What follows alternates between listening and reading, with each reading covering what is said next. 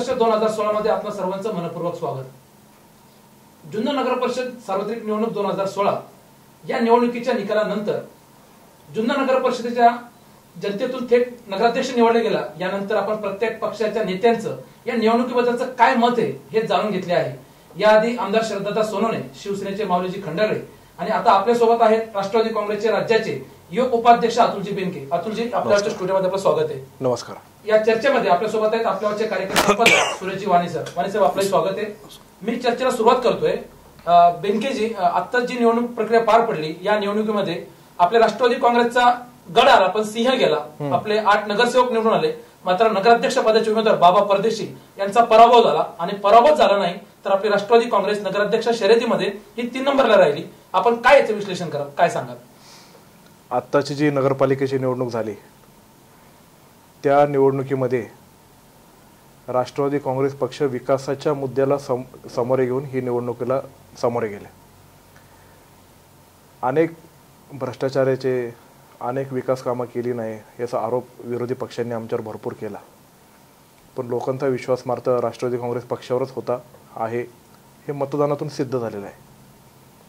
मागच्या निवडणुकीच्या वेळेस राष्ट्रवादी काँग्रेस पक्षाचे 6 नगरसेवक निवडून आले होते. यंदाच्या वेळेला 8 नगरसेवक निवडून आलेले आहेत. दोन्ही जरी प्रगती झाली असली तरी आम्ही मात्र त्याच्यावर समाधानी नाही. पण ठीक आहे, जनतेचं कौल आम्हाला मान्य आहे. आमचे 3 नगरसेवक अत्यंत थोड्या मताने त्यांचा पराभव झाला.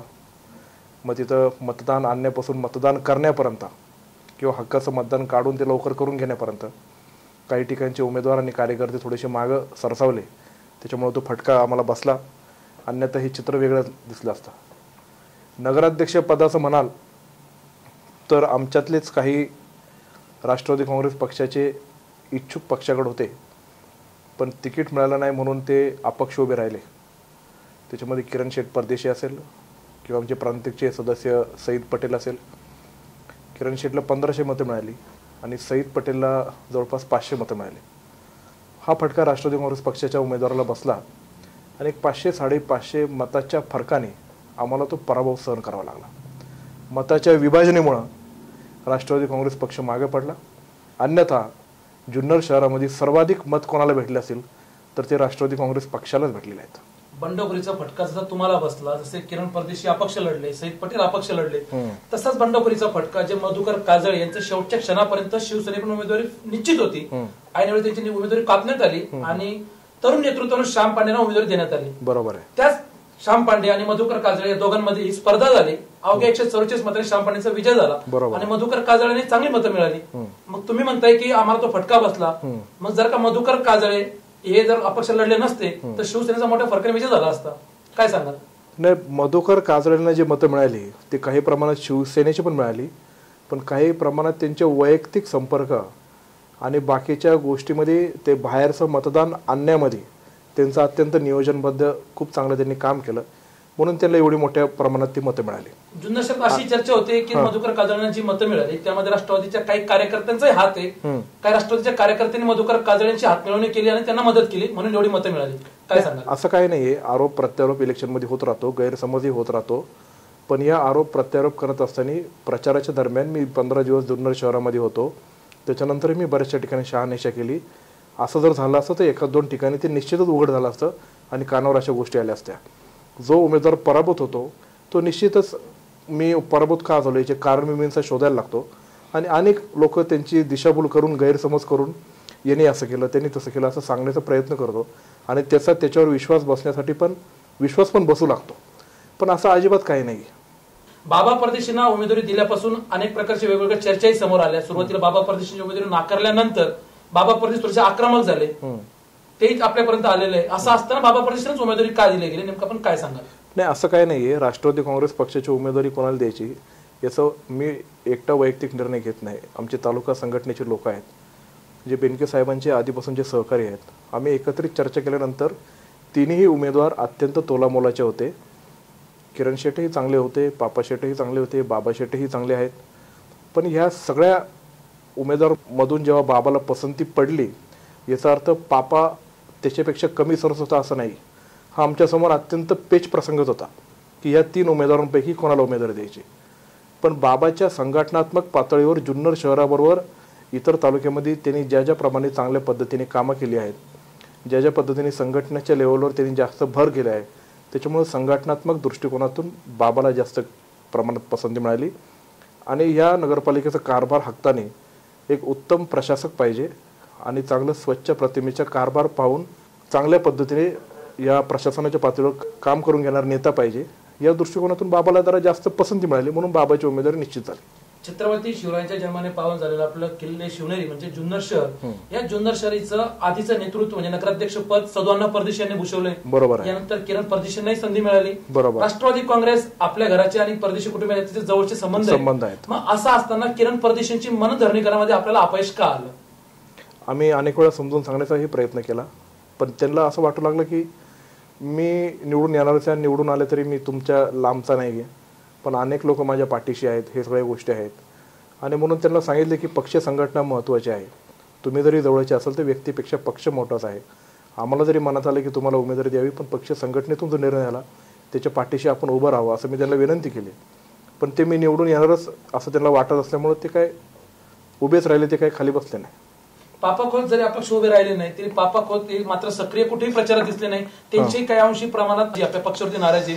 पापाचं तर मी आभार मानेल की त्यांनी कुठल्या प्रकारचा वेगळा निर्णय नाही घेता, बंडोखिरी केली नाही किंवा असं अपक्षपणे उभे राहिला नाही किंवा विरोधात कुठं प्रचार केला नाही. पापाला उमेदवारी न दिल्यामुळे तो नाराज होता. माणूस आहे म्हटल्यावर त्याच्यामध्ये एक गुणच असतो, खुश होणं, आनंद होणं, नाराजी होणं, दुःखी होणं. मग आपल्यासमोर एवढी मोठी संधी असताना ती आपल्याला भेटली नाही आणि ती संधी असते तर आपण नक्कीच निवडून आलो असतो. हे जेव्हा माणसाच्या अंगीकृत होणं तर त्याला नाराज होणं स्वाभाविकच आहे. पण त्या नाराजीचं रूपांतर पक्षाला धोका होईल इथपर्यंत पापा कधी वागला नाही. इथून मागे वागला नाही, या इलेक्शनमध्ये पण वागला नाही. आणि पापाने जरी सक्रिय प्रचारात जरी भाग घेतला असेल तर पापाने विरोधात कुठं काही काम केलेलं नाही. त्याचे सगळे सवंगडी कार्यकर्ते त्याच्याबरोबरचे जे काही होते ते सगळे त्या राष्ट्रवादी काँग्रेस पक्षाचा प्रचार करत. गेल्या निवडणुकीमध्ये पापा खोतचा 5 मतांनी पराभव झाला नगरसेवकासाठी. यावेळेला हातातोंडाशी आलेली उमेदवारी नगराध्यक्ष पदाची कापण्यात आली. कशा प्रकारे आपण पापा खोतची या ठिकाणी मनधरणी करणार आहात? काही त्यांना वेगळा शब्द देणार आहात का? नाही, शब्द वगैरे असं देणार नाही. संघटनेमधले आम्ही सगळे त्यांच्यावर बसलो. पक्ष मोठा आहे, पक्ष मधून उमेदवारी देत असताना एकाला द्यायला लागते, बाकीच्यांना खाली बसायला लागतं.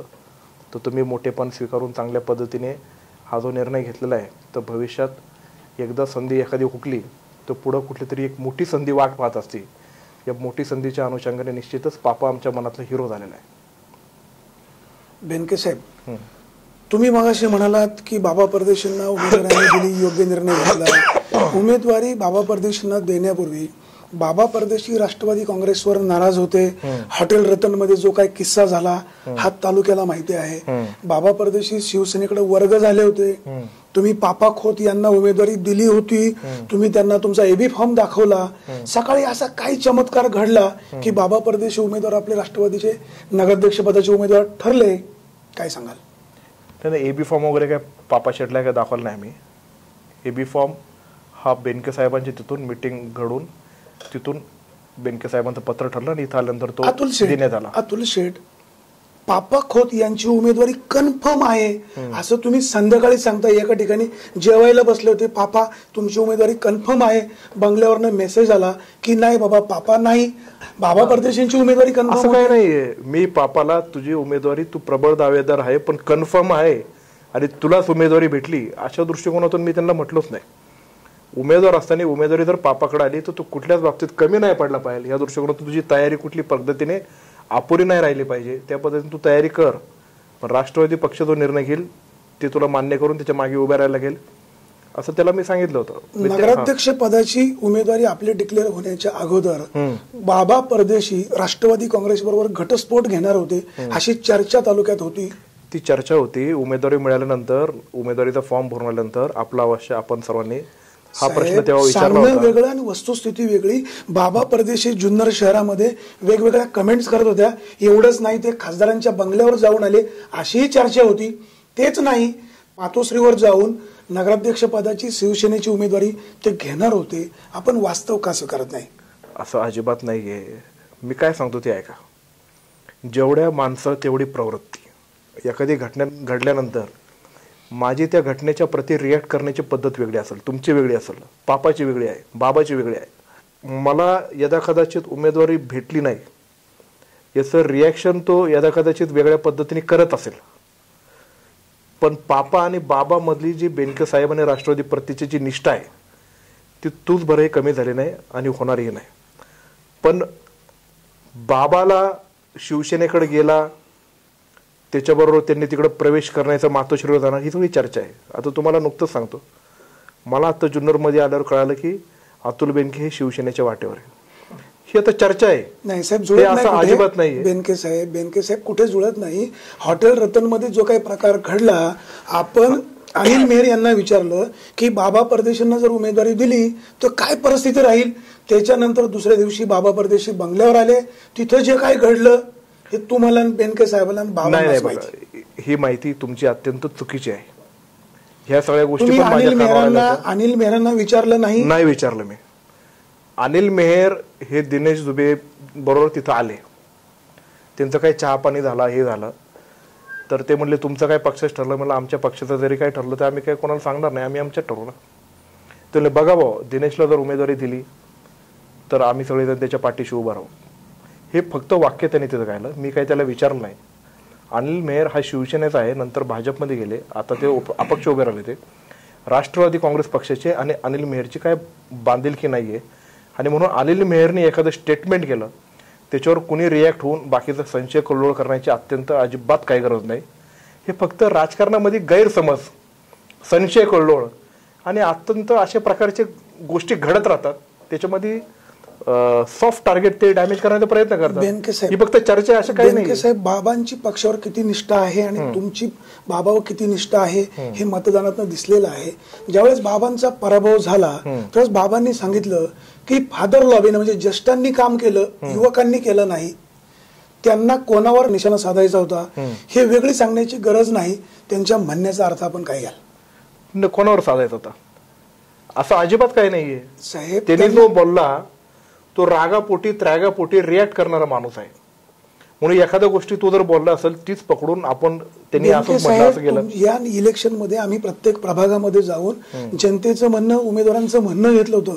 अनेक ठिकाणी तुमचे उमेदवार म्हणाले होते की नगराध्यक्षाला जेवढं मतदान होईल तेवढंच मतदान आम्हाला होईल. बरोबर आहे. पण प्रत्येक ठिकाणी तुमचे राष्ट्रवादीचे नगरसेवक निवडून आले आणि नगराध्यक्षाचे उमेदवार प्रचंड बॅकफुटवर गेले. काय सांगाल? अहो तेच मी सांगतोय, मताचं विभाजन झालं. किरण परदेशी हे राष्ट्रवादी घातपात केला नाही, असं अजिबात नाही. प्रत्येक नगरसेवक पदाच्या उमेदवारांनी प्रामाणिकपणेच काम केलेलं आहे आणि राष्ट्रवादी काँग्रेस प्रतीच्या उमेदवाराच्या पारड्यातच मतं टाकण्याचा सगळ्यांनी प्रयत्न केला. असं वेगळं कोणी काय वागलं नाही, असं काही केलेलं नाहीये. बेनके साहेब, राष्ट्रवादी काँग्रेस पक्षाच्या मताचं विभाजन झालेलं आहे. बेनके साहेब, चर्चा अशी मोकळी होऊ द्या, तुम्ही मोकळेपणाने बोला. आता निवडणूक झालेली आहे, पुन्हा जिल्हा परिषदेची निवडणूक जवळ आलेली आहे, शेवटी तुम्हाला संघटना बांधायची आहे. तुम्हाला असं वाटत नाही तुमची संघटनेवरची पकड सैल झाली? मी चर्चा करत असताना सत्याने करतो, बाकीच्यांसारखे ढोंगी आणि लबाड चर्चा तर मुळीच करत नाही. आणि जी वस्तुस्थिती आहे त्याला धरून करतो. कुणीही किती जरी आरोप केले तर माझ्या प्रत्येक नगरसेवक पदाच्या उमेदवारांनी हे प्रामाणिकपणे नगराध्यक्ष पदाच्या उमेदवाराचं कामच केलेलं आहे. फक्त सईद पटेल आणि किरण परदेशी असल्यामुळं मतांचं आमचं विभाजन झालेलं आहे. बेनके साहेब, ज्यावेळेस बाबा परदेशींचा पराभव होतो, तुमचे निवडून आलेले नगरसेवक तुमच्याकडे किंवा बेनके साहेबांकडे राजीनामा का देत नाही, आपली निष्ठा का व्यक्त करत नाही? राजीनामा द्यायचा काय संबंध आहे साहेब? नगराध्यक्ष पदाचा उमेदवाराचा पराभव होतो, त्यांनी राजीनामा याचं उत्तर काय राजीनामा द्यायचा असं नाहीये. म्हणजे बाबा परदेशी पडले पण तुमचे 8 नगरसेवक निवडून आले, तुम्ही समाधानी आहात? पडल्यानंतर बाबापेक्षा सगळ्यात जास्त दुःख मला झालेलं आहे. बाबा परदेशी जेव्हा राष्ट्रवादी काँग्रेस पक्षामध्ये आले बेनके साहेबांचं नेतृत्व स्वीकारून, तेव्हा जुन्नर शहरामधली सगळ्यात जास्त व्यक्ती जर माझ्याबरोबर जर कोण राहिलं संघटनात्मक पातळीवर काम करण्यासाठी तर तो बाबा परदेशी आहे. बाबा परदेशीच्या जडणघडणीमध्ये आमच्या बेनके परिवार त्याच्या पाठीशी भक्कमपणे उभा आहे आणि बाबा परदेशी हा बेनके परिवारातला आमचा सदस्य आहे. आणि म्हणून असं असताना काही लोकांनी जर वेगळंपणाचं वागणं करून ही गोष्टी केल्या असेल तर ते मला सहन होणार नाही आणि त्याची कडक कायदेशीर कारवाई किंवा हे जे असेल आम्ही ते करणार. पण तसं काही घडलंच नाही, याची शहानिशा आम्ही केलेली नाही. हे फक्त चर्चा आहे. विरोधक फक्त ही राष्ट्रवादी काँग्रेस पक्षाच्या संघटनेमध्ये फूट पाडण्याचा प्रयत्न करतात. अनेक ठिकाणी आम्ही नवीन उमेदवार दिले, सगळ्या तरुणांनी अत्यंत चांगलं काम केलं आणि संघटनात्मक पातळीवर प्रत्येक प्रभागामध्ये तालुक्यातले नेते मंडळी येऊन सगळ्या पॅनलचं काम त्यांनी प्रामाणिकपणे केलं. फक्त नगराध्यक्ष पदाला विभाजन झालं त्याच्यामुळे हे पडलं आणि बाबा पडल्याचं सगळ्यात जास्त दुःख आम्हाला सगळ्यांना झालेलंच आहे. मतदानाच्या दिवशी आपला एक व्हाईस कॉलही गेला जनतेमध्ये, नेमका काय प्रकार होता हा, काय घडलं होतं? मी मुक्कामी इथं रतन हॉटेललाच होतो. मी सकाळी आंघोळ केली, खाली आलो, नाश्ता मी जेव्हा करत होतो तेव्हा मला पहिला फोन आला सुमित परदेशींचा. सुमित म्हणलं काय हो शेठ तुम्ही मला फोन केला? तर मी नाही केला. ते म्हणलं बरं बरं ठीक आहे. नंतर भाईसाहेब पुरवंतांचा फोन आला मला.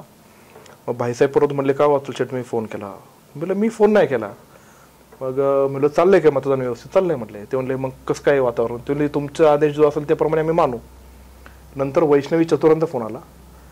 वैष्णवी मला म्हणाले की मला किटली चालू असं बोराड्यांनी सांगितलं.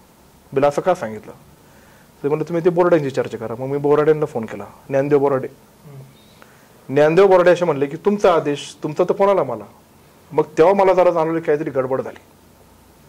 मी तर आंघोळ करून आत्ताच खाली आलोय, मी अजून कोणाशी माझा फोन नाही आणि असे फोन कोण करते. नंतर मयूर महाबरेचा फोन आला की तुमच्या आदेशाप्रमाणे चालायचा काय? म्हणजे कसला आदेश? ते म्हणले किटली चालायचा. मला अरे बाबा ते चुकून कोणीतरी गडबड केली, तुम्ही नगरपालिकेत ताबडतोब या. प्रांतांना फोन केला आणि प्रांतांच्या फोन नंतर आम्ही प्रांतांकडे गेलो. नंतर मला विनायक करपेचा फोन आला, विनय बाबडेचा फोन आला, दिनेश दुबेंचा फोन आला, असे अनेक लोकांचा मला फोन आला की असे आम्हाला फोन आलेत.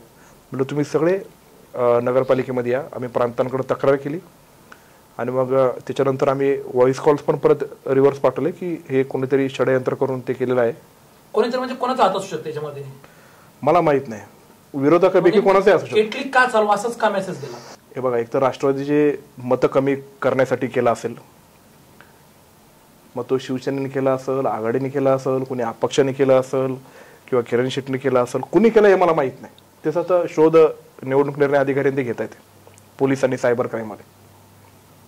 ह्या निवडणुकीमध्ये तुम्ही आता म्हटले की मधुकर काजळे जे अपक्ष उमेदवार होते, त्या मधुकर काजळेंचं नियोजन अतिशय चांगलं होतं. त्यांनी बाहेरचे मतदार आणले, त्यांच्या नियोजनावरती आपणही खुश आहात की त्यांनी ते नियोजन केलंय.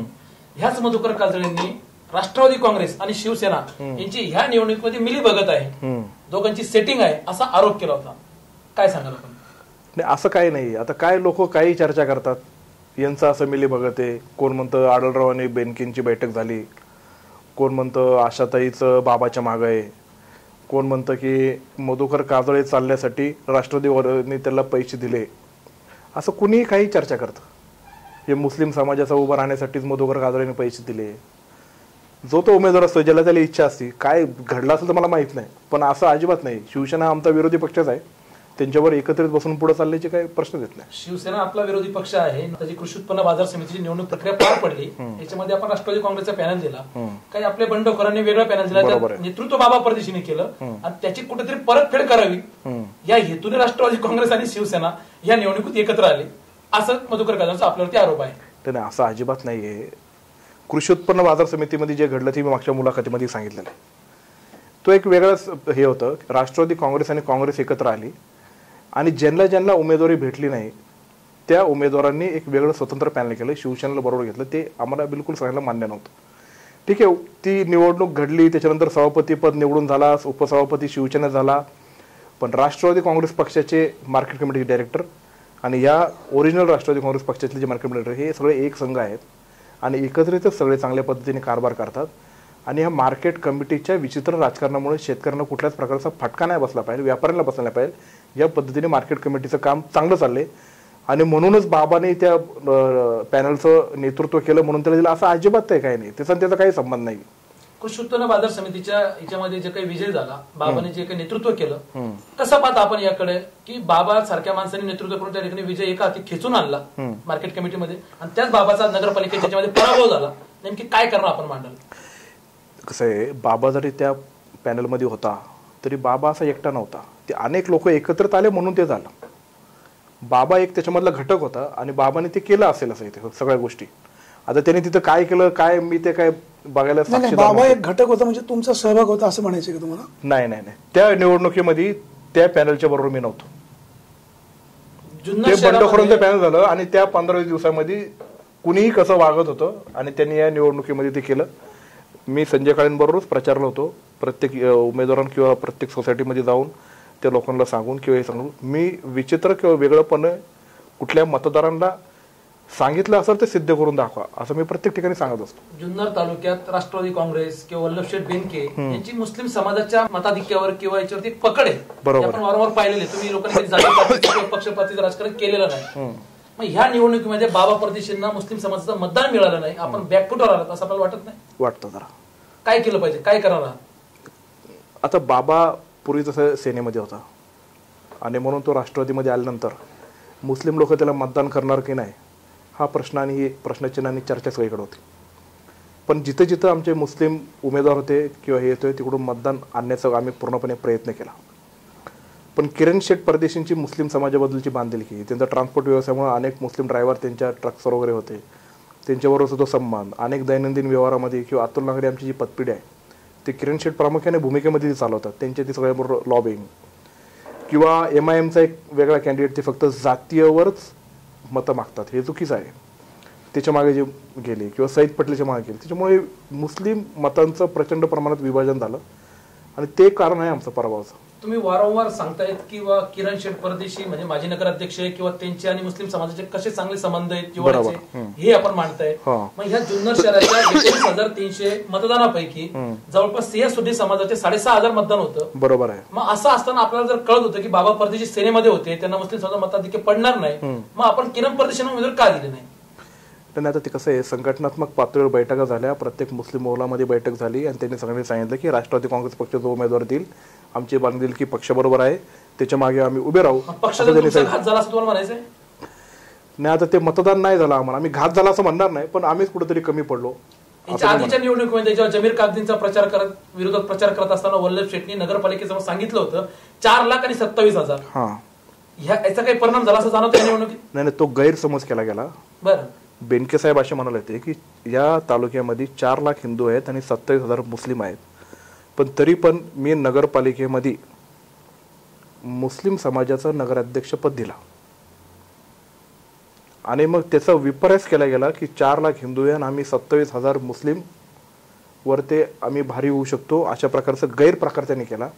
आणि म्हणून सगळे मुस्लिम एकत्र या आणि अमुक अमुक उमेदवाराच्या मागे जा, हे विपर्यास करून ते राजकारण तेव्हा केलं गेलं. पण असं अजिबात काय नाही. आज बाबा परदेशींचा पराभव झालाय, या पराभवानंतर आता बाबा परदेशी शिवसेनेच्या वाटेवर आहेत अशी चर्चा होते. चर्चा तर आता तुम्ही सांगितले, मी पण शिवसेनेच्या वाटेवर अशी जुन्नरमध्ये आहे, पण असं अजिबात काही नाहीये. तो नाराज आहे, पडल्यामुळे उमेदवार नाराज होतो मला माहित आहे. मी विधानसभेला पराभव झाला, तो नाराजी असणं किंवा पुढं जिथं जिथं जाऊ तिथं कमीपणा असं मध्ये येतोच. पण आता मी सांगितलं ना, प्रत्येक माणसाची रिॲक्ट करण्याची पद्धत वेगळी असते. मी यदा कधी शांत बसेल, पण त्याला एकदा समोर आलं की तो सडेतोड बोलणार आहे. त्याला जर काय वाटलं सुरेश वाणीला बोलावं तो वेगळं तोंडावर बोलेल, मी गप्प बसेल. म्हणून त्याचा अर्थाचा गैरअर्थ करून करण्यात अर्थ नाही. बेनके साहेब, तुम्ही विधानसभेला अतिशय तडफेने सामोरे गेलात, 3रा क्रमांक आला. बरोबर आहे. नगरपालिकेमध्ये तुमचा नगराध्यक्ष पदाचा उमेदवारही 3ऱ्या क्रमांकावर राहिला. 2 तुमच्या नगरसेवकांची संख्या वाढली. हा क्रमांक का बदलत नाही? बेनके साहेबांनी सगळं स्ट्रक्चर रेडी केलं असतानाही, तालुक्यामध्ये पक्षाची ताकद असतानाही कुठे जागा फटका बसतो का? आपलं नियोजन चुकतं? पक्षाची ताकद निश्चितच वाढलेली आहे. निवडणुकीमध्ये मिसहँडलिंग झालं हे मी मान्य करतो. याचा अर्थ पक्षाची ताकद कमी झाली असं मानत. मिस हँडलिंग होते, याला जबाबदार कोण? याला जबाबदार आता आम्ही सगळेच. हे दुरुस्त का होत नाही? दुरुस्त करू आम्ही. आता सगळ्यांच्या चुका सगळ्यांना कळतात. काही उमेदवार पडल्यानंतर पण आम्हाला भेटले की आम्ही अनपेक्षित काही विरोधकांच्या सांगण्यावरून की तुम्ही जर उभे राहिले तर आम्ही तुमच्या पारड्यात मतं टाकू किंवा आम्ही सगळे तुमच्या समोर राहू, म्हणून ते उमेदवारांचा गैरसमजेतून चुकीचा आत्मविश्वास वाढला गेला आणि त्यांचं असं म्हणणं की आम्ही निवडून आलं की आम्ही तुमच्याकडेच येऊ. हे चुकीच्या पद्धतीने ते सामोरे गेले आणि म्हणून त्यांनी त्यांची चुका व्यक्त केल्या, दिलगिरी व्यक्त केली. नाहीतर राष्ट्रवादी काँग्रेस पक्ष हा शहरामध्ये 1 नंबरचा पक्ष आहे. बेनके साहेब, आपले पिताश्री सन्माननीय माननीय बेनके साहेब यांनी तालुक्यामध्ये चांगलं राजकारण केलं. कुठेही कोणावर कधी स्वतःवर कधी गुन्हा होऊन दिला नाही किंवा पोलीस स्टेशनलाही कधी गेले नाही. एवढी चांगली परिस्थिती असताना आज मात्र राष्ट्रवादी काँग्रेस वारंवार बॅकफुटवर येत चालले, असं वाटत नाही आपल्याला? अजिबात नाही. राष्ट्रवादी काँग्रेस पक्षाची जुन्नर शहरामध्ये प्रगतीच झालेली आहे. मागच्या वेळेची जी परिस्थिती आहे त्याच्यापेक्षा चांगली परिस्थिती झालेली आहे. साहेब, जुन्नर शहरामध्ये तुमच्याकडे सत्ता असताना जुन्नर शहराचा किती विकास केलाय जनतेने पाहिलेला आहे. श्रीराज वल्लभ बेनके जलतरण तलावाची काय अवस्था आहे, कचरा डेपोची काय अवस्था आहे, या ठिकाणी जे आपलं जिजाऊ उद्यान आहे त्याची अवस्था कशी आहे, हे सगळं वास्तव असताना जनतेचा कौल पुन्हा नाही म्हटलं तरी मिक्स झालेला आहे.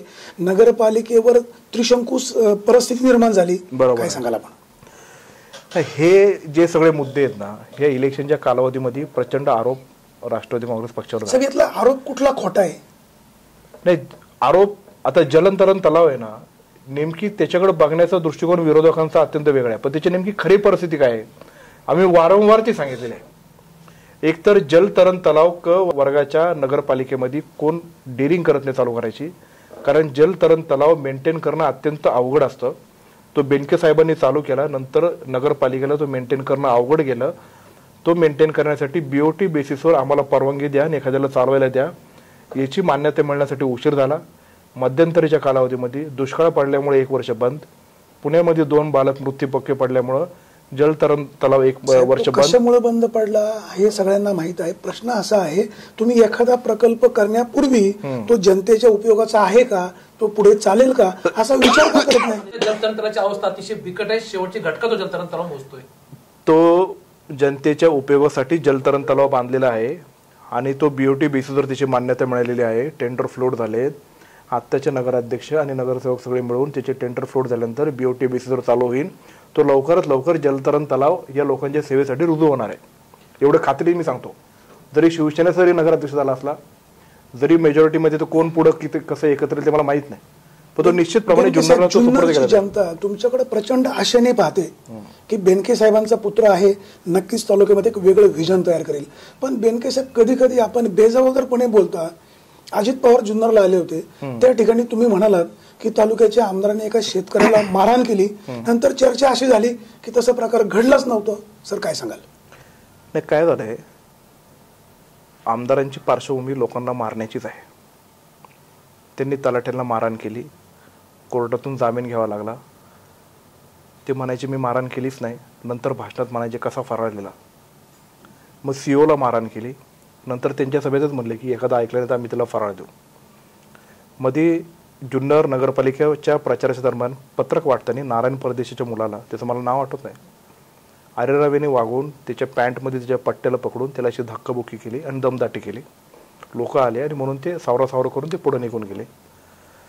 अजून एक त्याने ते फॉरेस्टचे जे कोकणे मामा आहेत ते तर पुढं सांगत नाही, लोकप्रतिनिधी जाऊन दे नको म्हणून, त्याला इतका दम दिला की त्या माणसाला चक्कर येऊन तो पडला. त्याला इथे जुन्नरमधल्या एका हॉस्पिटलमध्ये ॲडमिट करावं लागलं.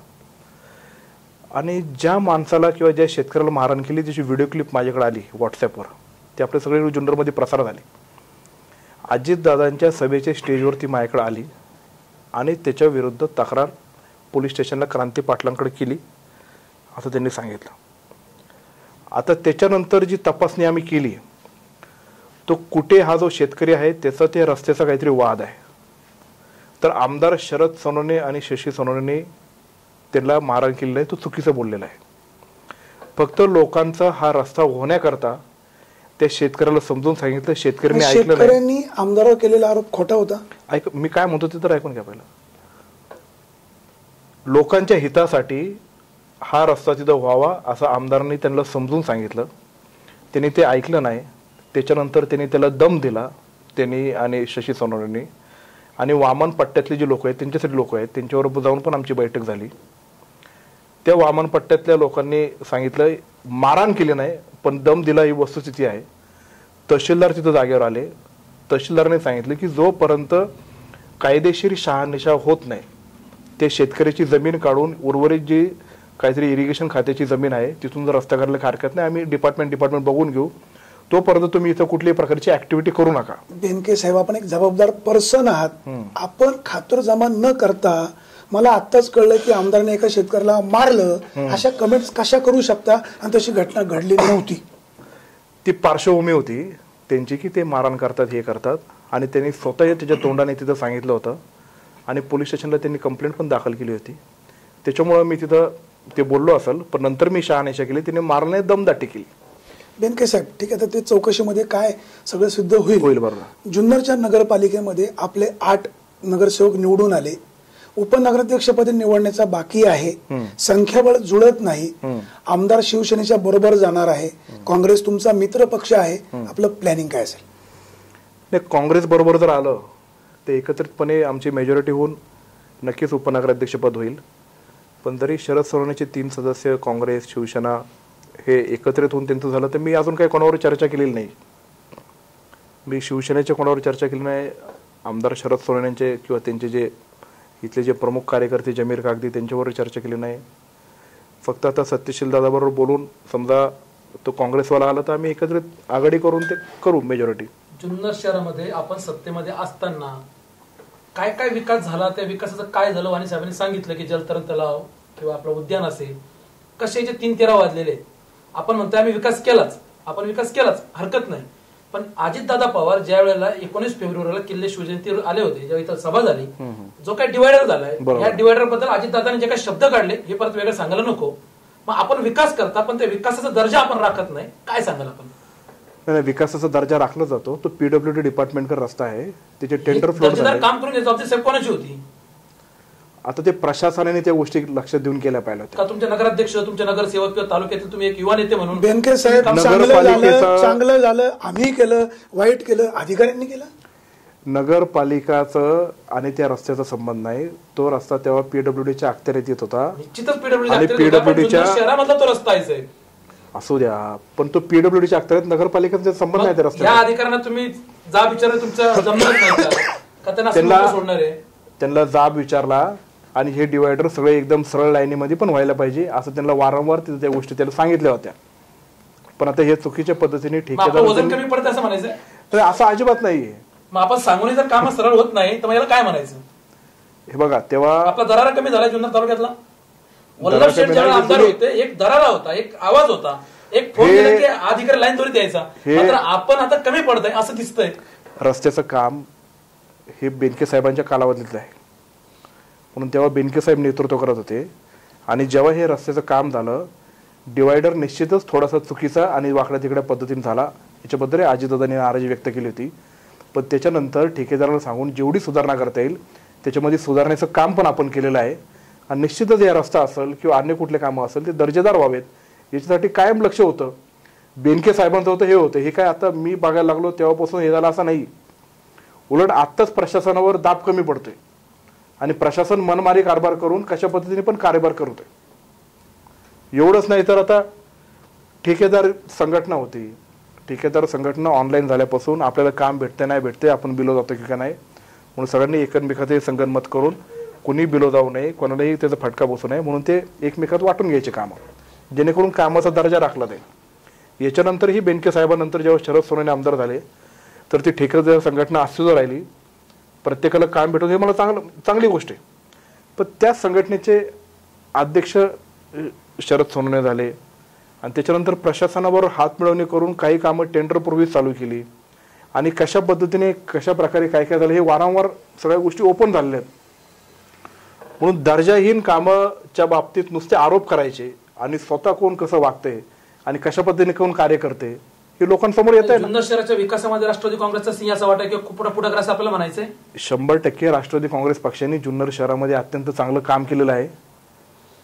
पाणी पुरवठ्याची योजना असेल साहेब, ह्याच पाणी पुरवठ्याची योजना जी 6 कोटीची होती आज ती 10-11 कोटीवर जाऊन पोहोचली.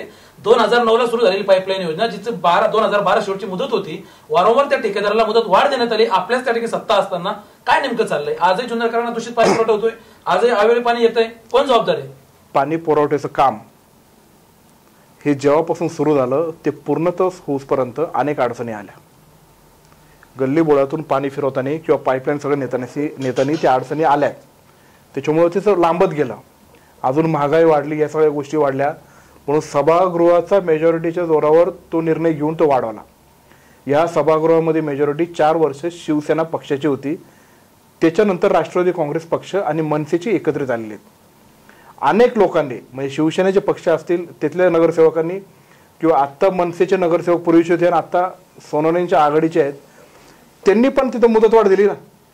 त्यांनी तिथं ठराव मांडलेला आहे, त्याला अनुमोदन सगळ्या लोकांनी दिले. एक ठराव तर माझ्याकडे त्याचा पुरावा पण आहे की जमीर कागदींनी ठराव मांडला, ऋषिकेश जोगळेकरने अनुमोदन दिलं आणि सगळ्यांनी तो निर्णय घेतला, कारण ती परिस्थिती तशी होती.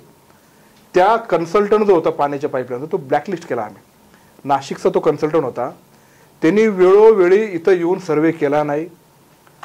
ठेकेदारांचं बिल निघण्यासाठी कन्सल्टंटची सर्टिफिकेशन अत्यंत गरजेचं असतं की हे काम बरोबर झालं. तो काही करत नव्हता.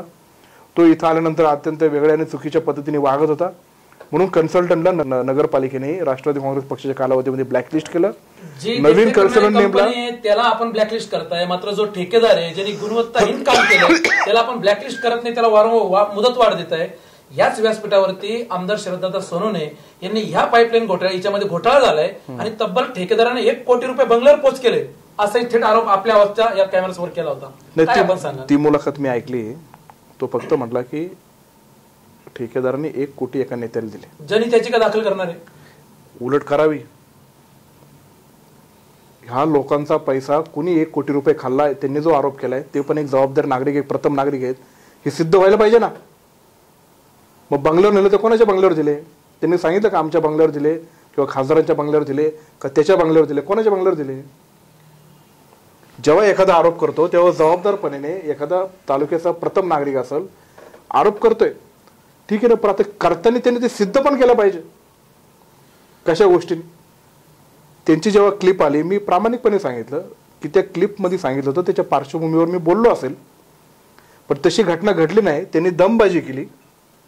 मग ते मी मान्य करतो की ते जेव्हा मी जे बोललो ते मी चुकीच्या पद्धतीने गैरसमजातून बोललो. पण हे जेव्हा ते आरोप करतात किंवा हे सगळे गोष्टी हे चुकीचे आरोप आहेत, बिनबुडाचे आरोप. हा म्हणजे बिनबुडाचे आरोप आहेत. बेनके साहेब, तुम्हाला असं म्हणायचं का शेतकऱ्यासंदर्भात मी ज्या कमेंट्स केल्या नंतर माहिती घेतली तसं नव्हतं, आय एम सॉरी, तसं आमदार शरददादा सोनवणे यांनी ज्या काही अशा व्हर्बल चर्चा करतात त्या चुकीच्या असतील तर त्यांनी सुद्धा सॉरी म्हणायला हवं? निश्चितच मानले पाहिजे.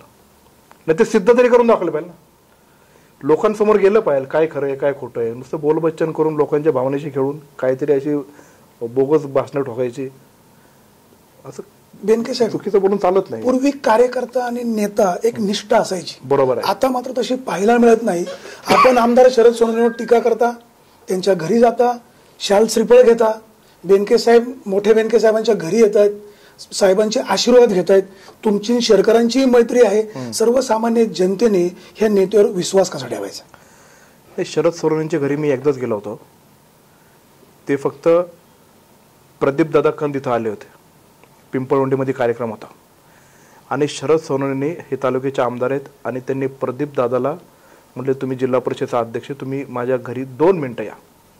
आता ते तालुक्याचे आमदार आहेत, ते जिल्हा परिषदेचा अध्यक्ष आहेत, त्याच्या नात्याने तिथे गेले. आता मी त्यांच्या गाडीत होतो म्हणून ती गाडी तिथे गेली, त्या गाडीवर मी पण गेलो म्हणून मी गेलो. मी काय होऊन तिथे गेलो नाही.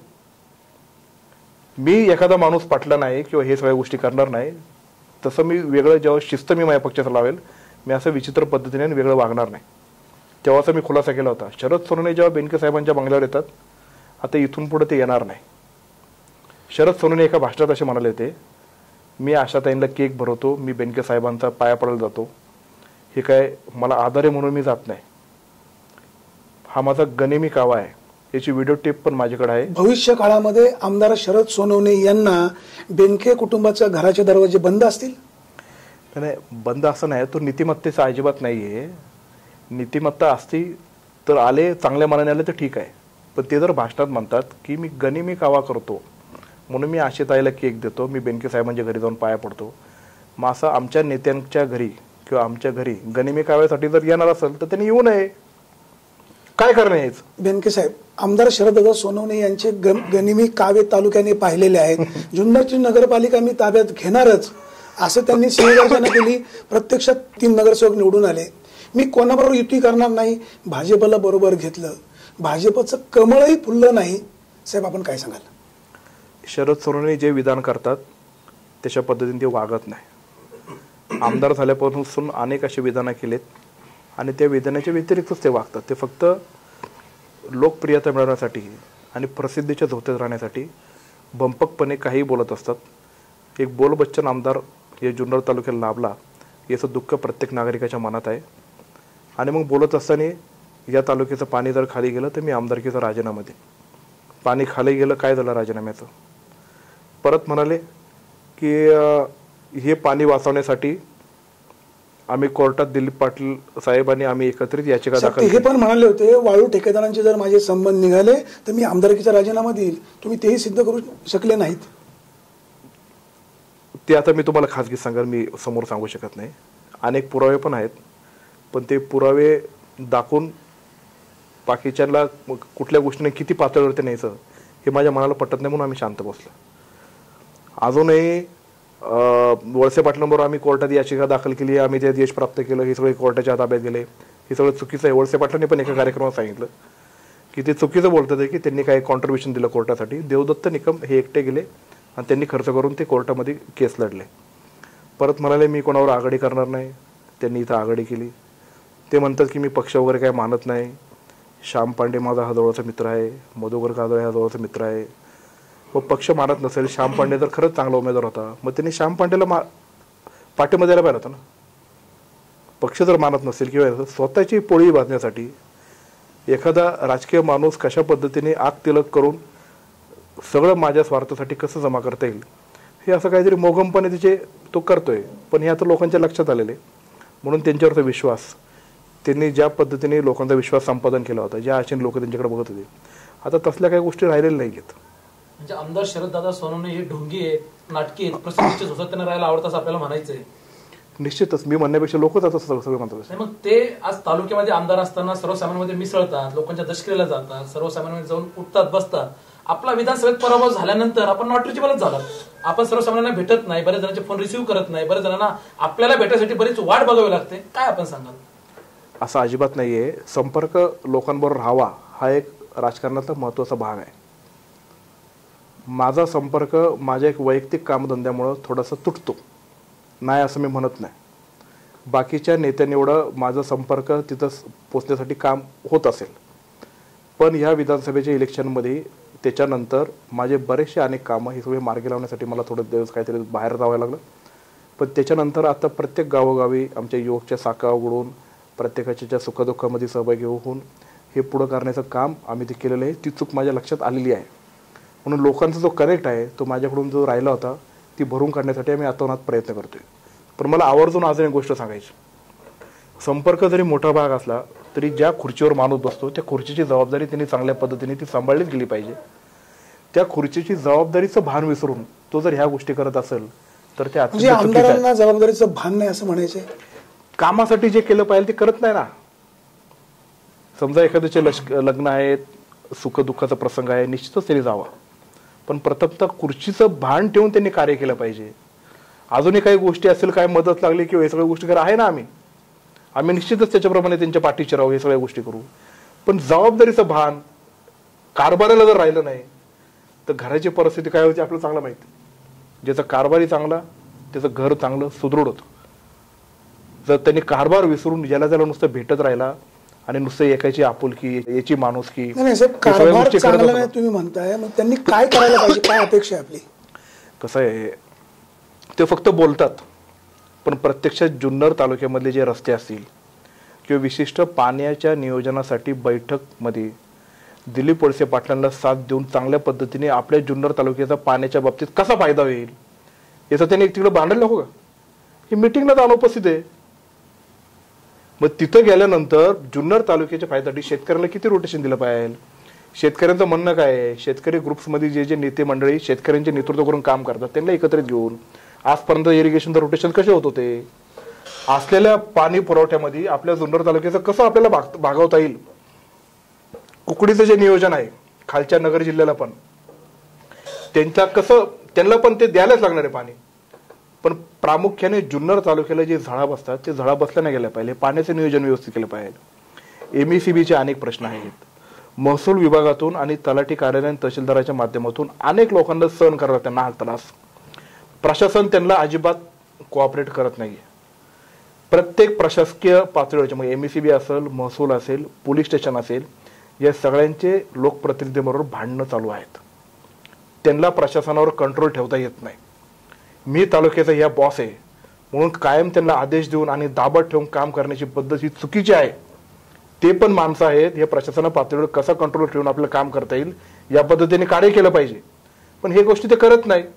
त्यांनी प्रशासनाच्या मीटिंग्स घेतल्या पाहिजे, आमसभा घेतली पाहिजे, प्रत्येक ठिकठिकाणची जिल्हा परिषद गटावाईज महसूलच्या MSEBच्या पोलीस स्टेशनच्या किंवा अनेक जे काही कामं असतील PWDच्या खात्याच्या माध्यमातून आपल्याला काय काय केलं पाहिजे. उपलब्ध असलेल्या निधीमधून जर सरकार देत नसेल तर आपल्याला कशा पद्धतीने जास्तीचा निधी आणून या उपलब्ध निधीमधून सगळ्यात जास्त चांगल्या पद्धतीने काम करतील या पद्धतीने काम केलं पाहिजे. हे सगळं बाजूला राहिले कामाचं. पण लोकांच्या सुखदुःखामध्ये सहभागी होणं एक पार्ट आहे, पण तो कितपत करावा आणि कशाचा त्याग करून हे करावा हे त्याची जाणीव झाली पाहिजे. आमदारांनी आमसभा घेतली असं आपण म्हणताय. गेले 2 वर्षाला त्यांनी एकही आमसभा घेतलेली नाही. जर त्यांनी ह्या वर्षाच्या अखेरीस जर आमसभा घेतली तर त्या आमसभेमध्ये आपण स्वतः उपस्थित राहून काही प्रश्न त्यांना आपल्या मनातले विचारणार आहात का? हे बघा, मी त्यांच्या विरोधी पक्षातला आहे. मी तिथं उपस्थित एक सर्वसामान्य नागरिक म्हणून राहील.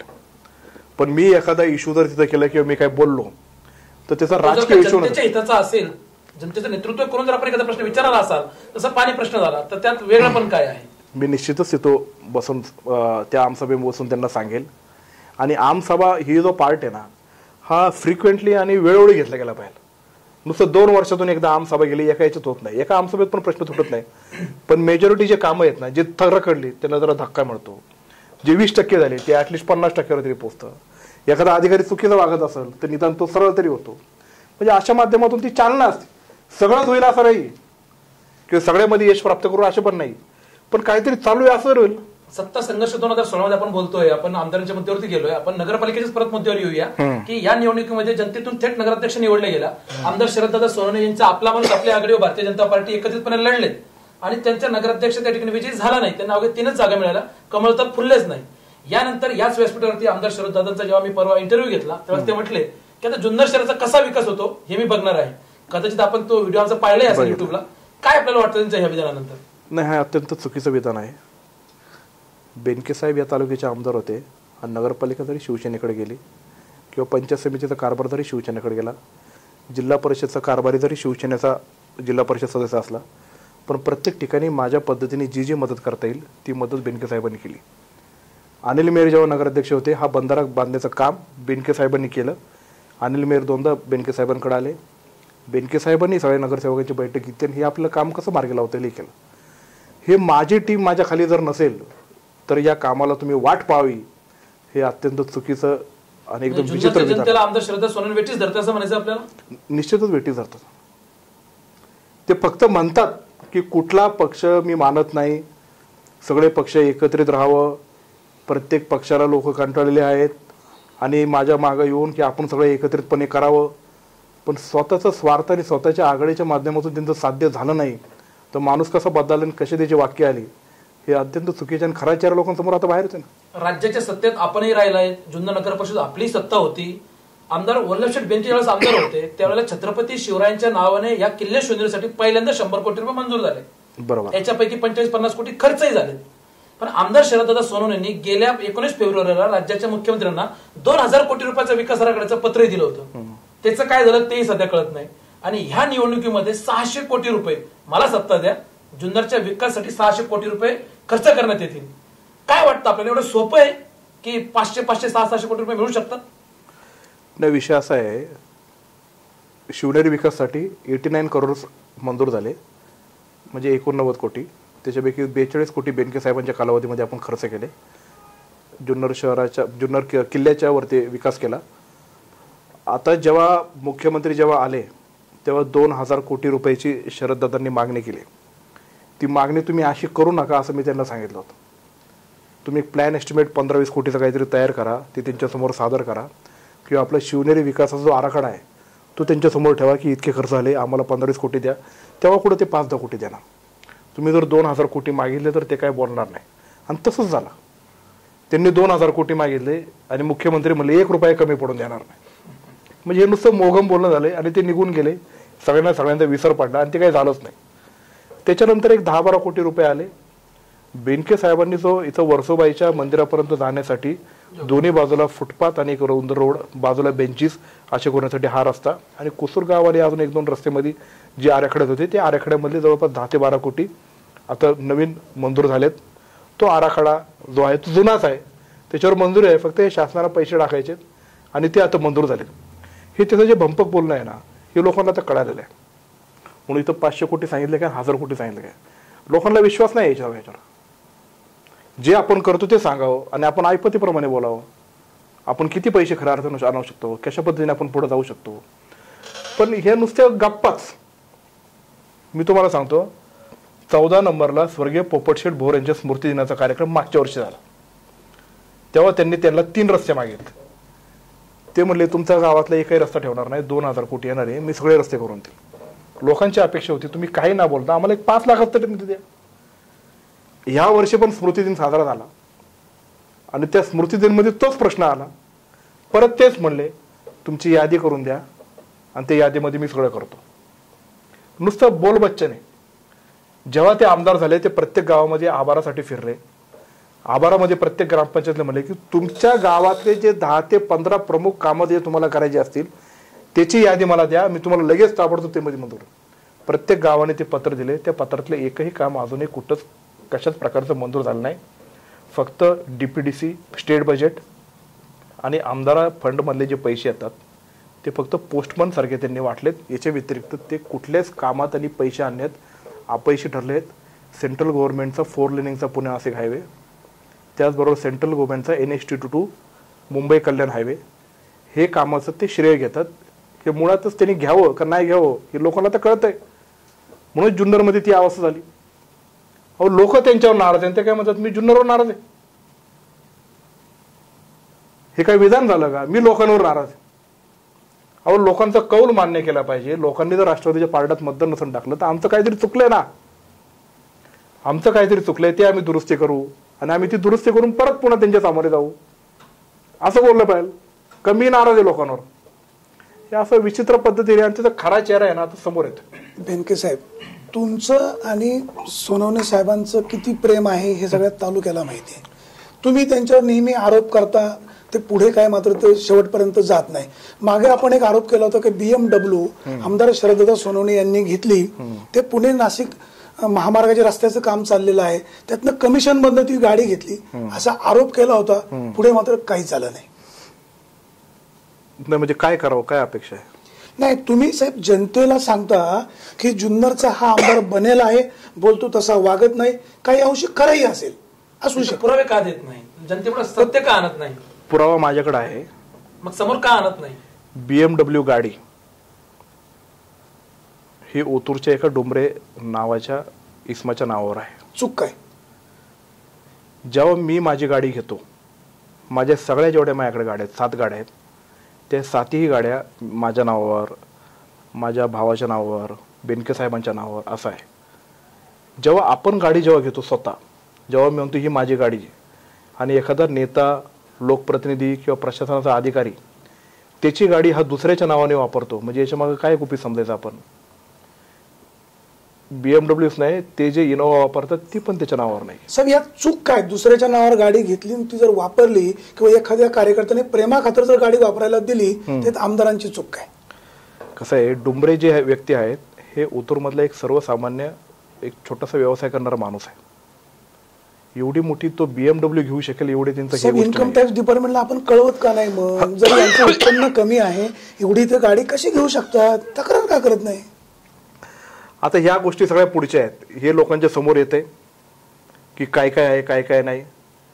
त्या रस्त्याच्या कामांमध्ये कोणी कोणी कशा कशा पद्धतीने ट्रान्झॅक्शन घेतले किंवा हे सगळ्या गोष्टी करतात, हे त्यांचेच कार्यकर्ते चर्चा करतात आणि आमच्यापर्यंत ते पोहोचवतात. त्यांच्या दारासमोरच टोल नाका आहे, तो टोल नाका जुन्नरमध्ये होऊ नये असं ते चाळकवाडी जेव्हा रस्त्यावर आंदोलनाला उतरलं तेव्हा शरद सोनवणे या टोल नाक्याच्या आंदोलनाकडे आले नाही. त्याच्यानंतर त्यांच्याच गावचे, त्यांच्याच वाडीच्या मागे तो उभं राहू शकणार नसेल किंवा त्यांचेच जे लोक आहेत की याच्यामध्ये काहीतरी गौड बंगाल झालाय किंवा हे सगळ्या गोष्टी झाल्यात म्हणून ते आहे. आणि हे सगळे आंदोलनानंतर या सगळ्या गोष्टीनंतर जेव्हा टोल नाका होतो, जेव्हा हे रस्त्याचे कामं होतात, त्याच्यामध्ये कशा कशा पद्धतीने अडवणूक कोण कोण कशा कशा पद्धतीने करतात हे सगळं माहीत आहे. म्हणून जेव्हा मी माझं करतोय, मी माझं घर आहे माझ्या नावावर, माझ्यावरती जबाबदारी आहे. आता काल तो सचिव पकडले तमिळनाडूचे, त्यांच्या उत्पन्नाच्या स्रोतापेक्षा त्याच्याकडे जास्त मालमत्ता ती सापडली. ती आली कुठून?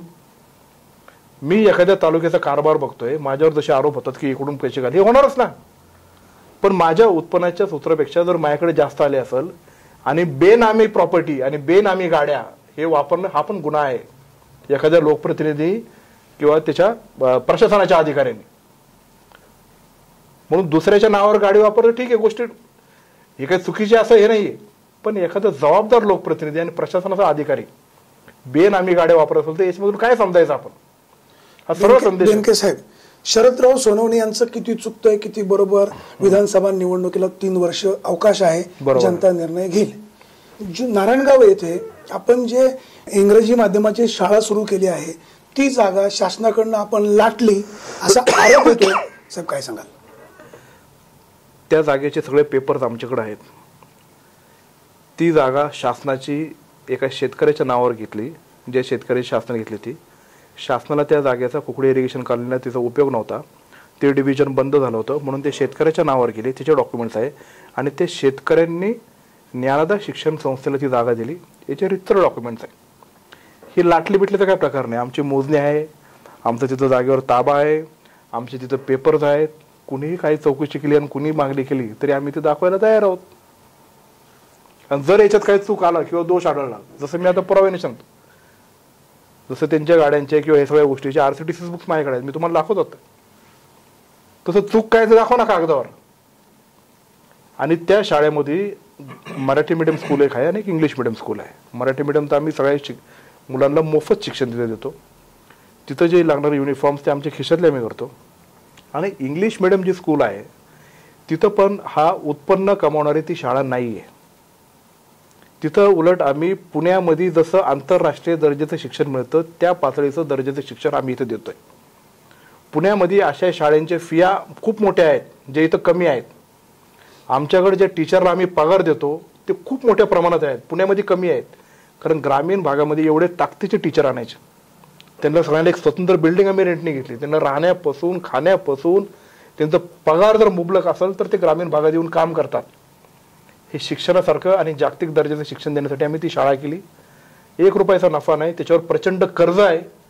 ते कर्ज आम्ही आमच्या खिशातून स्वतःच्या व्यवसायातून तो भरतोय. आणि लोक आता काय एखादं चांगलं काम करत असेल तर खोटे नाटे आरोप करण्यासाठी प्रसिद्ध आहेत ते सगळे. बेनके साहेब, आपण बाकीच्या विषयावर चर्चा चालूच ठेवणार आहे. तुमची गुंतवणूक परदेशात सुद्धा आहे, तुम्ही जे बांधकाम व्यावसायिक आहात परदेशात सुद्धा तुमचा व्यवसाय चालू आहे. तुम्हाला राजकारणामध्ये भविष्यकाळामध्ये फार इंटरेस्ट नाही अशीही चर्चा होते. साहेब काय सांगाल? असं अजिबात नाही. मी एक व्यावसायिक आहे. BE सिव्हिलचं शिक्षण घेतल्यानंतर मी कन्स्ट्रक्शनचा व्यवसाय चालू केला आणि तो कन्स्ट्रक्शनचा व्यवसाय मी अधिक वाढवला, परदेशातही नेला. याची चूक काय? मला वैभव उलट मराठी माणसाला अभिमान वाटला पाहिजे की चांगल्या पद्धतीने सगळीकडे व्यवसाय करतोय आणि हे व्यवसायाच्या माध्यमातून आम्ही पैसा घेऊन तो समाजकार्यामध्ये वापरतो. आम्ही याचा त्याचा लुटून समाजकार्य करण्याचे ढोंग करत नाही. बेनके साहेबांनी ते कधी केले नाही, इथून पुढे आम्ही करणार नाही. त्यांचं आम्हाला कायम सांगणं असेल की तुम्ही स्वतः जर समृद्ध असाल तर तुम्ही समाजकार्याला सुरुवात करा, आपल्या गावापासून करा, तालुक्यात करा, पण स्वतःच्या पहिले पायावर उभा करा, व्यवसाय बघा, आपलं प्रपंच नीट करा आणि मग नंतर बाकीच्या गोष्टी बघा. याच्यात चूक काय? अरबी समुद्रामध्ये छत्रपती शिवरायांचे भव्य स्मारक होणार आहे. उद्या पंतप्रधान नरेंद्रजी मोदी यांच्या हस्ते त्या ठिकाणी जे काही राज्यातील 36 जिल्हे आहेत त्या ठिकाणी मृदा, पाणी, दगड हे सगळं जमा करून त्या ठिकाणी उद्घाटन होतोय भूमिपूजनाचं. कसं पाहता आपण याकडे, काय सांगाल? अत्यंत महाराष्ट्राच्या आणि मराठी माणसाच्या मनातला आणि हृदयातला एकदम आनंदाचा क्षण आहे. ते अरबी समुद्रात हे व्हावं अशा प्रत्येक महाराष्ट्रातल्या नागरिकांचे एक स्वप्न होतं. काही टेक्निकल रिझन्समुळं आणि काही गोष्टीमुळे ते अडलं होतं. राष्ट्रवादी काँग्रेस आणि काँग्रेसच्या आघाडीच्या सरकारपासून त्याची सुरुवात झाली आणि BJP आणि शिवसेनेच्या सरकारने ते पूर्णतःच आणलं. याचा आनंद आम्हाला आहे. कुणी केलं याच्यापेक्षाही ते होतंय. छत्रपती शिवरायांचं जन्मभूमी म्हणजे किल्ले शिवनेरी. बरोबर आहे. आज आपण बघतोय की 36 जिल्ह्यातून सगळ्या गोष्टी जमा केल्या जात आहेत त्या ठिकाणी भूमिपूजनासाठी आणि प्रत्येक जिल्ह्यामध्ये त्या ठिकाणी वाजत गाजत त्याची मिरवणूक काढली जाते. बरोबर. आणि छत्रपती शिवरायांच्या जन्मभूमीमध्ये जे मृदा, जे दगड, जे पाणी त्या गंगा जमुना टाकीतून नेलं गेलं, काहीच त्याचा जल्लोष करण्यात आला नाही. कसं पाहता आपण याकडे? कोण जबाबदार याला? नाही तर ते मला माहित नव्हतं. मी पेपरमध्येच वाचलं की असं हे घडलं की आपली उपस्थिती त्या ठिकाणी नव्हती. मला माहितीच नव्हतं ना. याला जबाबदार कोण आहे? कुणी केलं ते मला माहित नाही. ते आता म्हणतात की ते शिवसंग्रामच्या विनायक मेटेच्या संघटनेने केलं, कोण म्हणतं भाजपच्या कार्यकर्त्यांनी केलं. आता मी आता टीव्ही मध्ये आज बघतोय की बऱ्याच ठिकाणी वादात गादात त्याची मिरवणूक निघते, रथ वगैरे. मिरवणूक काढा, आनंदाचा आहे, पण पक्षाचे झेंडे घेऊन मिरवणूक काढले नाही पाहिजे. जे भाजपचे झेंडे घेऊन केले पाहिजे. कुठले आमचा राष्ट्रवादी जरी असला तरी असं पक्षाचे झेंडे घेऊन नाही केलं पाहिजे. आणि करताना जर आपण चांगलं प्लॅनिंग केलं असतं तर अजून हे केलं असतं. कॉमनवेल्थ गेम्सला नाही का आपण इथे हे आणलं होतं, ती ज्योत आणली होती, इकडचं पाणी भरलं, मग आपण ते पुण्याला नेलं, कलमडे साहेब आले ते, उदयनराजे भोसले साहेब आले ते, बेनके साहेब होते, तेव्हा अनेक ठिकाणी आपण खूप चांगलं प्लॅनिंग केलं होतं. आळे फटाला जंगी स्वागत, सगळे मुलं, मिरवणूक, ओतूर, जुन्नरच्या पायथ्यापासून वरती इतकं दिमागदार सोहळा झाला. असं प्लॅनिंग जर आपण केलं असतं तर सगळ्यांनीच हातभार लावला असतं, एकत्रित केलं असतं. बेनके साहेब, तुमच्या कर्तृत्वाबद्दल कोणाला शंका घ्यायचं काही कारण नाही. भविष्य काळामध्ये ती जनतेला दिसेलच. जिल्हा परिषद आणि पंचायत समितीच्या निवडणुका पुढ्यात आलेल्या आहेत. नगरपालिकेमध्ये काही अंशी आपण बॅकफुटवर आलेला आहात. कार्यकर्त्यांना काय आव्हान कराल, काय संदेश द्याल? नगरपालिकेमध्ये निश्चितच राष्ट्रवादी काँग्रेस पक्ष बॅकफुटवर आलेला नाही. नगरपालिकेच्या निर्णयाबाबतीत, निकालाबाबतीत जुन्नर शहरातले सर्वच कार्यकर्ते, जुन्नर तालुक्यातले सर्व कार्यकर्ते हे अत्यंत समाधानी आहेत. शेवटी सगळ्या पक्षांची तुलना जर केली तर राष्ट्रवादी काँग्रेस पक्षाला सगळ्यात जास्त मतदान आहे. राष्ट्रवादी काँग्रेस पक्षाचे नगरसेवक पदाचे उमेदवार सगळ्यात जास्त निवडून आलेत. फक्त आम्हाला दुःख एवढं झालं की नगराध्यक्ष पदाचा उमेदवार आमचा पराभव झाला. हे फक्त मताच्या विभाजनामुळेच झाल्यात याची पण जाणीव सर्वांना आहे. म्हणून राष्ट्रवादी पार्टी नंबर 1 सध्या जुन्नर शहरात आहे आणि जुन्नर तालुक्यातल्या जिल्हा परिषद आणि पंचायत समितीमध्ये अत्यंत ताकदीचे आणि समाजामध्ये लोकप्रिय असणारे आणि राष्ट्रवादी काँग्रेस पक्षावर विश्वास सगळ्या लोकांचा असल्यामुळं राष्ट्रवादी काँग्रेस पक्ष पण 1 नंबरची बाजी या जुन्नर तालुक्यामध्ये मारल्याशिवाय राहणार नाही. बेनके साहेब, राष्ट्रवादी काँग्रेस आणि काँग्रेस समविचारी पक्ष आहे. स्वतंत्र लढल्यामुळे थोडाफार फटका बसतो हे सिद्धही झालेलं आहे. पुढच्या निवडणुकीमध्ये तुम्ही एकत्र लढाल का पुन्हा एकला चलो रे? नाही, आता स्वबळावर लढण्याची ताकद त्यांची आहे, आमची आहे, सगळ्याच पक्षाची आहे. आम्ही आमची तशी तयारी पण केलेली आहे. पण वरिष्ठ पातळीवर काही चर्चा अजून चालू आहेत. ते आम्हाला उद्या परवा ते पाचारण करणार आहेत. माझं आणि सत्यशील दादाचं पण कम्युनिकेशन चांगलं आहे. ते समजा जर यदा कदाचित घडलं तर आमची आघाडी होऊ शकते. आम्ही ते चर्चेच्या माध्यमातून निश्चितच सोडू. मग कुठल्या जागा द्यायच्या, किती द्यायच्या आणि कशा पद्धतीने द्यायच्या हे चर्चेचा भाग आहे. ते कार्यकर्त्यांचा आणि या कार्यकर्त्यांचा मिलाप झाला, सगळ्यांना जर सगळ्या गोष्टी पटल्या, ठीक आहे. थोडासा आक्रोश, थोडासा विरोध, थोडासा कटुपणा येणारच आहे, पण तो थोडा सांभाळून पुढे जाण्याची भूमिका आमची सगळ्यांची तर असणार आहे, माझी पण असणार आहे. अतुलजी, तुमच्या साहेबांचे आणि मोदी साहेबांचे संबंध जग जाहीर आहे. शेतकऱ्यांचा नेता म्हणून पवार साहेबांचं नाव घेतलं जातं. नोटबंदीमुळे शेतकऱ्यांची वाताहत झालेली आहे. पवार साहेब म्हणतात 50 दिवस आपण वाट पाहू आणि मग निर्णय घेऊ. आपलं काय प्लॅन असेल? नाही, नोटबंदीचा कायदा हा चांगला आहे असं सर्व स्तरातून त्याचं स्वागत होतंय. पण नोटबंदीच्या कायद्यानंतर जो होणारा त्रास आहे तो खूप भयंकर आहे. शेतकऱ्यांना त्याचं वर्षभराचं नुकसान सहन करावं लागेल असं आहे आणि अत्यंत इथले व्यापारी असेल, अनेक लोकांना खूप मोठ्या प्रमाणात त्याचा फटका बसलेला आहे. पवार साहेबांनी सांगितल्याप्रमाणे डॉक्टरने ऑपरेशन चांगलं केलं, पण त्याच्यानंतरची काळजी त्यांनी नीट घेतली नाही. म्हणून ह्या ज्या काळज्या घेतल्या पाहिजे होत्या ते चांगल्या पद्धतीने घ्यायला पाहिजे होत्या. आता मी एवढा मोठा नाही की त्याच्यावर भाष्य करणं इतपत, पण रिझर्व्ह गव्हर्नरनी पण, RBIच्या गव्हर्नरनी पण 2-2 दिवसाला असे निर्णय बदलणे चुकीचं आहे. डिसेंबरपर्यंत तुम्ही तुमचे पैसे बँकेत भरू शकता असं त्यांनी सांगितलं. नंतर मोदी साहेब म्हणाले की तुम्ही घाई करू नका, डिसेंबरपर्यंत मुदत आहे, आत्ताच लगेच बँकेत धडक मारू नका. नंतर निर्णय असा झाला की फक्त 5,000च भरा. त्याच्यानंतर लोकांकडून जे रिएक्शन झाल्यानंतर तो परत बंदी उठवली. म्हणजे हा देशाची आर्थिक व्यवस्थावर प्लॅनिंग करून जे निर्णय घेतले पाहिजे, हा एकदम मोठा निर्णय आहे. ते प्लॅनिंगचा अभाव आहे असं मला तरी वाटतंय. आणि रोज निर्णय आणि रोज नियम असे जर बदलत असतील तर काय शाश्वती आणि काय कुठल्या गोष्टींनी आपण पुढे पावलं टाकायचे. आता बरेचसे लोक म्हणले की ते हे 2000च्या नोटा पण पुढे बंद होणार आहेत. आता होतील का नाही मला माहीत नाही, पण ह्या कारभारामुळे असं घेतील असं मला वाटतं. अनेक लोकांनी, आता आमचा एक कार्यकर्ता इथं भेटला नगरपालिकेच्या निवडणुकीच्या निमित्ताने, त्याच्या खिशात 2000ची अशी गड्डी होती. अरे मला एवढे पैसे कसं काय आले? तुला रोज बँकेच्या लाईनीत उभा राहतो आणि थोडे थोडे पैसे काढतो आणि हे सगळे जमा केलेत. आता 2000ची नोट जर बंद केली तर त्यांनी काय करायचं? नगराध्यक्ष थेट जनतेतून निवडला गेला शामराव पांडे, मधुकर काळे अतिशय अतितटीची लढत झाली. तसंच प्रभाग क्रमांक 6 मध्ये जे तुमचे माजी नगराध्यक्ष राहिले दिनेश दुबे, शहराध्यक्ष आहेत राष्ट्रवादी काँग्रेसचे, त्यांची लढत अतिशय अतितटीची झाली. अवघ्या 60 मतांनी त्यांचा विजय झाला. तर प्रभाग क्रमांक 7 मध्ये सुनील ढवळे आणि दीपेश परदेशी यांची जी लढत झाली, यात दीपेश परदेशींचा 2 मतांनी विजय झाला आणि 2 मतांनी सुनील ढवळेचा पराभव झाला. कसं पाहतो आपण याकडे, काय सांगाल? ते 7 नंबर मधला आमचा राष्ट्रवादीचा विजय हा निश्चित होता. प्रत्येक ठिकाणच्या बैठका घेऊन सुनील ढोबळेला पसंती दिली आणि सुनील ढोबळेच्या मागे राहण्याची भूमिका प्रत्येकाने दिली होती. पण अनेक असे मतदान आहेत, ते मी तेच सांगतो की उमेदवार आणि कार्यकर्त्यांच्या थोड्याशा घाळपणामुळं ते मतदान होऊ शकलं नाही. एवढंच नाही तर सुनील ढोबळेंच्या ऑफिस ज्याच्या भाड्यात होतं त्यांनी पण मतदान केलं नाही, म्हणले करू करू करू आणि राहून गेलं. आणि अनेक लोक आता समजा नारेगावरून कुठलं मतदान आणायचे तर ते मी त्यांना सांगितलं ते येणारच आहे किंवा हे सगळ्या गोष्टी. मग विरोधी पक्षांनी त्याच्याकडे गाडी पाठवली, ते आले, मतदान केलं आणि गेले, पण हे त्याला पण नाही. म्हणून थोड्यामुळे हे झालं. दिनेश दुबेंच्या तिथं संघर्ष झालं, थोड्या मतांनी ते निवडून आले. हे खरंच लक्षणीय बाब होती.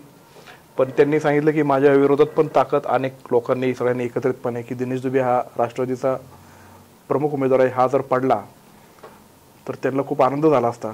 म्हणून अनेक ताकदीचे त्यांनी प्रयत्न केले. पण दिनेश दुबेंना तर आत्मचिंतन करायची गरज वाटत नाही आपल्याला? निश्चितच केलं पाहिजे. एवढ्या थोड्या मतांनी जर निवडून माणूस येत असेल आणि एवढा प्रमुख नेता राष्ट्रवादी काँग्रेस पक्षाचा आहे, अनेक कामं त्यांनी केलेली आहेत, अनेकांचे संबंध आहेत, अनेकांचे त्यांनी जेव्हा जेव्हा ज्याला अडचण येईल, मग दवाखान्याची असेल, शिक्षणाची असेल, आर्थिक असेल, ज्या गोष्टीला त्याला दिनेश दुबे कधीच मागं सरकलेलं नाही. तरी सुद्धा लोकांनी असं विरोधात मतदान का केलं? राष्ट्रवादीवर नाराज असं वाटत नाही आपल्याला? असू शकते, राष्ट्रवादीवर असू शकते, दिनेश दुबेंवर असू शकते. ते आत्मचिंतन करून ते सुधारण्याची गरज आहे, त्यांना पण, मला पण, सगळ्यांनाच. आम्हाला नगराध्यक्षाची जी लढत झाली अतिशय अतितटीची, कसं पाहता आपण याकडे? असं वाटत होतं की कुठेतरी बाबा परदेशीमध्ये येतील, प्रभाग क्रमांक 8 सुरू झालाय, त्या प्रभाग क्रमांक 8च्या मतमोदीमध्ये बाबा परदेशींना अधिक मतदान मिळेल असं वाटत होतं आम्हाला. निकाल पण लागला एकदम असा अनपेक्षित लागलेला आहे की श्याम पंड्या आणि मधुकर पादळेमध्ये शेवटपर्यंत चुरस झाली आणि बाबा शेठ जे मागे होते ते शेवटपर्यंत मागं राहिले. पण मागं पडत असताना लईच मागं पडले असं पण नाही आलं. पण एक आशा असायची की 7 नंबर चालवला आता जाईल बाबा पुढे, 8 नंबर झाला आता बाबा पुढे जाईल. पण ठीक आहे, काय हरकत नाही. आमच्यासाठी प्रत्येक निर्णय, प्रत्येक निकाल हा आत्मचिंतनाचाच विषय आहे. म्हणून लोकांवर काही मी नाराज नाही आहे. फक्त त्यांनी जो कौल दिला आहे त्याच्याप्रमाणे आम्ही निश्चितच सुधारण्याचा प्रयत्न करू. बेनके साहेब, तुम्ही मगाशी म्हणालात नोटबंदीच्या विषयावर की हा निर्णय चुकलाय, लोकांना त्याची अंमलबजावणी सरकारकडनं व्यवस्थित होत नाही. आपण राज्यामध्ये, केंद्रामध्ये विरोधी पक्षामध्ये आहात. विरोधी पक्षाची जबाबदारी आहे जिथं चुकतंय ते लोकांसमोर आणणं आणि लोकांना अन्याय होत असेल तर रस्त्यावर उतरणं. सत्तेमध्ये सहभागी असलेला शिवसेना पक्ष भाजपच्या या निर्णयाच्या विरोधामध्ये, केंद्राच्या विरोधात आवाज उठवतोय.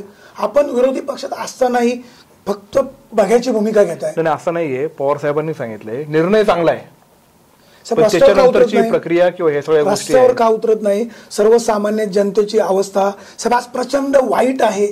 सर्वसामान्याची जनतेची अवस्था वाईट आहे. याच्यावर ठिकठिकाणी राष्ट्रवादी काँग्रेस पक्षाचे आंदोलन होत आहेत. आम्ही नारायणगाव तालुक्यात कधी पाहायला मिळेल? मी सांगतो ना, नारायणगाव मध्ये लोकांना ज्यांच्याकडे चलन नसेल किंवा अनेक लोकांकडे 2000च्या नोटा आल्या पण ते बाजारात त्यांना वापरता येत नाही, अशा लोकांना सुट्टे पैसे करून देण्यासाठी पण आम्ही एक संघटना आणि आमचे जे मित्रमंडळी असेल त्यांना एकत्रित घेऊन हा एक प्रक्रिया आम्ही ती राबवली. आता ही नगरपालिकेची इलेक्शन होती, त्याच्यामध्ये आम्ही सगळेजण याच्यामध्ये बिझी होतो. जिल्हा परिषदचे पडघम आमचे बाजू लागलेले आहेत. परवा आमची राष्ट्रवादी काँग्रेस पक्षाची पुणे जिल्ह्याला बैठक आहेत. एखाद्या निर्णय हा चांगला झाला आहे पण त्याच्यानंतरचे जे उपाययोजना ते अत्यंत वाईट झालेले आहेत. ते याच्यावर नेमकी काय निर्णय घ्यायचा, आमच्या पक्ष पातळीवर आम्ही बैठक घेऊन निर्णय घेऊ आणि त्या पद्धतीने ते आंदोलन करतो. बेनके साहेब, जुन्नर नगरपालिकेच्या निवडणुकीमध्ये आम्ही जुन्नर शहराचं पूर्णपणे अनालिसिस केलं. मतदारांच्या भावना काय आहेत, उमेदवारांच्या भावना काय आहेत हे स्पष्टपणे जाणून घेतलं. लोकांनी त्यांची मतं स्पष्टपणे मांडली. गेले वर्षभर आपला आवाजने स्पष्टपणे जनतेचे प्रश्न सोडवण्याचा प्रयत्न केलेला आहे. कसं पाहता याकडे? अत्यंत चांगली गोष्ट आहे. मी जरी राष्ट्रवादी काँग्रेस पक्षाचा असलो आणि आमचे नगरसेवक, नगराध्यक्ष किंवा मी स्वतः जर चुकीत असेल आणि जनतेच्या प्रती माझ्या वागण्याने अन्याय जर होत असेल तर याच्याला वाचा फोडण्यासाठी किंवा त्याच्या विरुद्ध पण संघर्ष करण्यासाठी किंवा मी असं म्हणेल की मीडियाचं कामच आहे की लोकप्रतिनिधीचं कान धरायचं चुकलं तर, आणि त्यांनी जर चांगलं काम केलं असेल तर त्याची शाबासकीची थाप त्याच्या पाठीवर पडले पाहिजे. म्हणजे त्याचा ऊर अजून भरून येईल, त्याला ऊर्जा अजून मिळेल. हे काम आपला आवाज आणि टीम अत्यंत चांगल्या पद्धतीने करत आहे. जेव्हा जेव्हा जे प्रश्न उपस्थित होतील त्याच्या खोलात जाऊन सर्व अंगाने त्याची तपासणी करून हे लोकांसमोर नेमकी त्या नेत्याचं काय मत आहे हे सांगण्याचा प्रयत्न किंवा पुढे आणण्याचा प्रयत्न आपण जे करता किंवा माझ्या मनातला जो विचार असेल एखाद्या विरोधी पक्षाबद्दल किंवा आमच्याबद्दल किंवा करंट अफेअर्समध्ये किंवा या सगळ्या गोष्टीबद्दल मला काय वाटतंय या सगळ्या परिस्थितीनुसार हे लोकांसमोर तर पोचण्यासाठी आपला आवाजच्या माध्यमातून ही जी काही गोष्ट घडती हे अत्यंत कौतुकास्पद आहे. तुम्ही दोघे सुरेश वाणी असतील किंवा अतुल परदेशी असेल किंवा तुमची सगळी जी टीम आहे ते अत्यंत चांगलं काम करते. हा मीडिया हा जो स्तंभ आहे ना हा विसरून चालणार नाही.